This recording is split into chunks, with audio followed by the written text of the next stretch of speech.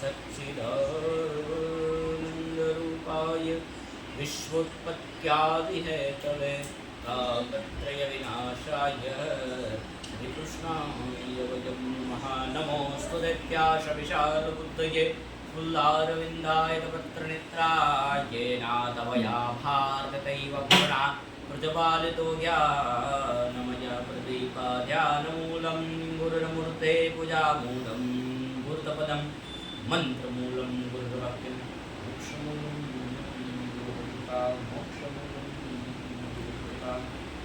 नमो नमः सभाये सभापतिश्च अत्याहुतायां श्याम प्रवचनानाम् अहं श्रीमद् जन्माष्टमीविषयोपरि किञ्चित् वक्तुम् इच्छामि। तर्हि शान्तिपूर्वक शृण्वन्तु इति मे હું રુદ્રદવે આપ સૌનું રુદ્રદવે યુટ્યુબ ચેનલમાં હાર્દિક સ્વાગત કરું છું। જન્માષ્ટમી એક એવો પવિત્ર દિવસ કે જે ભગવાન ઠાકોરજીએ જન્મ લીધો આ ધરતી ઉપર। કેના માટે જન્મ લીધો તો આપણા કવિઓ લખે છે, અધર સુની પડેલી બંસરીને અધર ધરવા કાજ મોર મુગટ ધરી આવશે મારી છોડાવા લોક લાજ। એના માટે જન્મ લીધો છે ઠાકોરજીએ, તો કે જન્મ લીધો છે ભક્તોની લાજ છોડાવવા માટે, ભક્તોની લાજ ન જાય, ભક્તોની લાજ રાખવા માટે ઠાકોરજીએ જન્મ લીધા છે। વીરાની લાજ રાખી, નરસિયાની લાજ રાખી, મહારાષ્ટ્રના જલાલ જનાબાઈની લાજ રાખી, સૌરાષ્ટ્રના ઓલા ચેલૈયાની લાજ રાખી। કેટલા કામ કર્યા છે ઠાકોરજી, ભગવાન કૃષ્ણએ કેટલા કામ કર્યા કે જ્યારે આઠમની મધરાત આપણે કહીએ છીએ કે આઠમની મધરાત એક પવિત્ર દિવસ જેવા માનવા પવિત્ર રાત્રિ માનવામાં આવે છે। આઠમની સાતમ આઠમ પવિત્ર તહેવાર અને એ પ્રવેશ કથામાં થોડી જન્મોત્સવની કથા કરીએ ત્યારે કે ગોકુળમાં વૃંદાવનમાં ઠાકોરજીનો જન્મ થયો આપ સૌ જાણો છો। વૃંદાવનમાં છઠ્ઠના દિવસે ભગવાન દાઉસી મહારાજનું પ્રાગટ્ય થયું હતું। શેષને કીધું હતું તમે અવતાર લેજો, તમે રોહિણીમાં જાઓ, રોહિણી તમારું સંકર્ષણ કરી અને રોહિણીમાં તમને પધરાવશે, તમે રોહિણીના દેવકીના સાતમા ગર્ભ કહેવાશો અને રોહિણીના દીકરા પણ કહેવાશો અને પેલું નામ તમારું સંકર્ષણ થશે। અને ત્યારબાદ કીધું કે માયાને બોલાવી, માયાને કીધું કે માયા તમે જાઓ,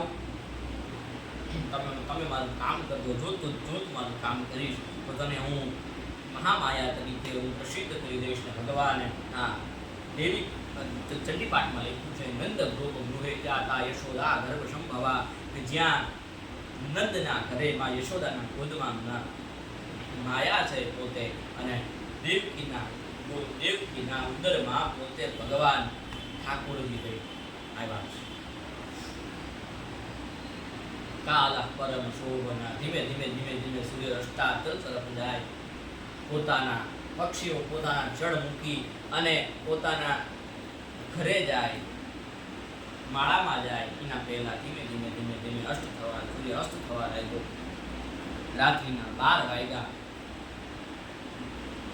ત્યારે કંસને સમાચાર મળવામાં આવ્યો કે મહારાજ સાતમો ગર્ભ રહ્યો નથી, બાળકને સાતમો ગર્ભ રહ્યો નથી।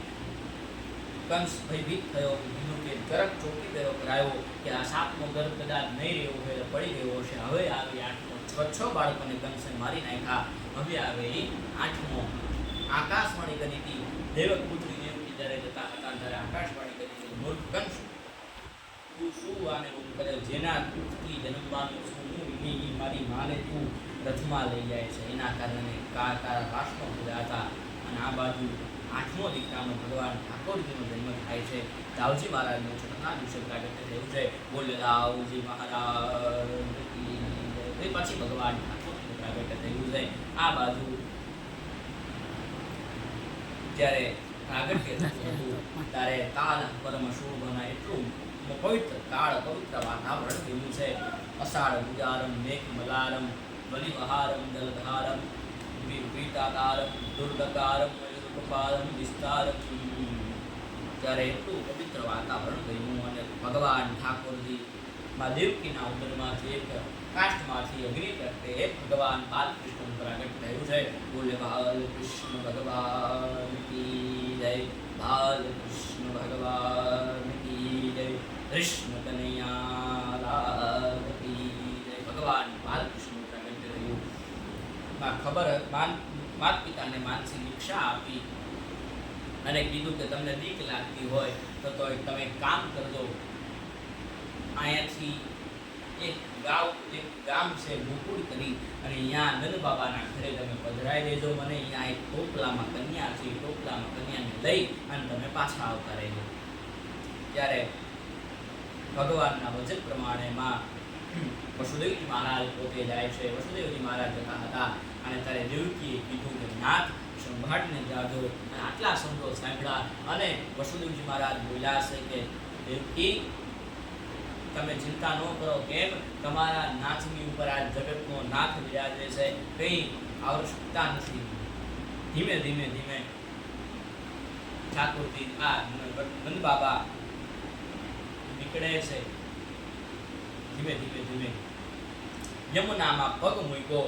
યમુનામાં પગ મૂકતા પહેલો પ્રગ ભગવાન ઠાકોરજી યમુનાને સ્પર્શ કરાવ્યો છે. યમુનાને સ્પર્શ કરાવ્યો ત્યારબાદ વસુદેવજી મહારાજ પોતાના ઘરે ગોકુળમાં ગોકુળમાં ઠાકોરજીને મૂકી અને બાળકી લઈ પાછા આવ્યા. કંસને ખબર પડી કે બાળકીનો રહેવાનો અવાજ સાંભળ્યો. કંસ આવીને આવ્યો છે અને કીધું, જ્યારે ઉડડવા જાય ત્યારે પછાડવા જાય બાળકીને ત્યારે આકાશ વળે કીધું કે મૂર્ખ કંસ, તું મને શું મારવાનો હતો? તારો કાળ જન્મી ચૂક્યો છે અને સુરક્ષિત જગ્યાએ પહોંચી પણ ગયો છે. આટલું કહી અને માયા જતી રહી. હારે કંસની નીંદર પણ વહી ગઈ. પછી ધીમે ધીમે ઠાકોરજી સવારનો સૂર્ય ઉદય થયો, કોઈ જાગતું નથી. ઠાકોરજી રેડા છે કે રડવું પડશે તેમ કોઈ જાગતું નથી. હવે ઠાકોરજી રેડા. નંદ બાબા નામે જોનેતા કામ કરવા આવ્યા હતા અને કીધું કે દેખ સુનંદા, યશોદાજીએ કીધું દેખ સુનંદા, અમારે ઘેર લાડો ગયો અને ઠાકોરજીને બાકી આટલી વાત સાંભળી અને દોડતા નંદ બાબા પાસે ગયા અને કીધું કે ભૈયા બધાય હો. अरे सुनंदा, किस बात की बधाई दे रही हो कि आपके घर लालो बजो में बधाई हो. बधाई आपी અને બધાઈ આપી. ત્યારબાદ ઠાકોરજી આ નંદ બાબાએ પોતે એક માળા કાઢી અને સુનંદાને આપી દીધી અને સુનંદાને કીધું કે લે જન્મથી બધાઈ. ત્યારબાદ નંદ બાબા આખા ગાયને નિર્ણય નંદ બાબાની રહેશે અને પોતે કૃષ્ણ જન્મનો ઉત્સવ ઉજાવા છે. એટલે ભાગવતકાર લખે છે નંદસ્ત્વાત મદયુત્પન્ને જાતાલારો મહાવના આહુત્યા વેદત્યા સ્નાતઃ સુચિતા. જ્યારે પુત્રના સમાચાર સાંભળ્યા અને વસ્ત્રો ત્યારબાદ પુત્રના સમાચાર સાંભળ્યા અને નંદ બાબાએ સ્નાન કર્યું છે. સ્નાતઃ સુચિદલમ વસ્ત્રો સહિત નંદ બાબાએ સ્નાન કર્યું. ત્યારબાદ જ્યારે કીધું કે તમને આખા ગોકુળને આમંત્રણ આપ્યું અને કોઈ જાન, કોઈ પખાવજ, કોઈ અબીલ, ગુલાલ, માખણ, મિશ્રી બધું લઈને આવ્યા છે. આખા ગોકુળને આમંત્રણ આપ્યું.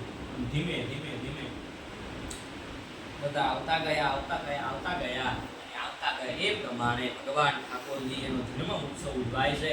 જન્મ ઉત્સવ ઉજવાતો તો એમાંથી એક માણસ બોલાવે છે, નંદ ખેરે આનંદ ભયો જય કનૈયા લાલ કી. નંદ ઘેરે આનંદ ભયો જય કનૈયા લાલ કી. નંદ ઘેરે આનંદ ભયો જય કનૈયા લાલ કી. નંદ ઘેરે આનંદ ભયો જય કનૈયા લાલ કી. આ સંતોનો રખવાડયા જય કનૈયા લાલ કી. યા ગાયોનો ગોવાડયા જય કનૈયા લાલ કી. નંદ ઘેરે આનંદ ભયો જય કનૈયા લાલ કી. ભગવાન ઠાકોરનો ઉત્સવ ઉજવાયો. ત્યારબાદ આપ સૌને મારી પ્રાર્થના છે કે જન્મ ઉત્સવ ઉજવો ઠાકોરજીનો. ધૂમધામથી જન્મ ઉત્સવ ઉજવો. આપણે પોતે જ્યારે આપણે જન્મ ઉત્સવ ઉજવીએ છીએ, આપણો બર્થડે હોય છે, જ્યારે આપણે કેક કાપી અને જન્મ ઉત્સવ ઉજવતા હોઈએ છીએ, તો આપણે મારી સૌને સનાતન હિન્દુ સંસ્કૃતિના સનાતન ધર્મની એટલી પ્રાર્થના છે કે તમે કંઈ ન કરો તો કંઈ નહીં, ખાલી એક તમે લાવી શકતા હોય તો એક નાની એવી લઈ અને ઠાકોરજીનો બર્થડે સેલિબ્રેટ કરજો. કેમ કે ઠાકોરજીનો બર્થડે સેલિબ્રેટ કર્યો છે ને, તો તે ઠાકોરજી, જે હું તમને ભરોસા સાથે કહું વાલા, કે ઠાકોરજી તમારી આખી જિંદગી સેલિબ્રેટ કરવાની તાકાત ધરાવે છે. એ જ ભાવ સાથે ભગવાન ઠાકોરજીના ચરણોમાં પ્રણામ. આપ સર્વદા આપ સૌનું ઠાકોરજી મંગલ કરે. એ જ ભાવ સાથે ભગવાન ઠાકોરજીના ચરણોમાં પ્રણામ કરી મારા ગુરુજી જિગ્નેશ દાદા રાજરાના ચરણોમાં પ્રણામ કરી મારા માતા પિતાના ચરણોમાં પ્રણામ. અસ્તુ. જય દ્વારકાધીશ. રાધે રાધે. પરિવાર એવા નવા વિડીયોમાં મળીએ એ જ ભાવ સાથે. જય હિન્દ. ચેનલને લાઈક, સબસ્ક્રાઇબ અને શેર કરવાના એ ભાવ સાથે ભગવાન ઠાકોરજીના ચરણોમાં પ્રણામ. અસ્તુ. જય દ્વારકાધીશ. રાધે રાધે. વિરમામિ નમામિ.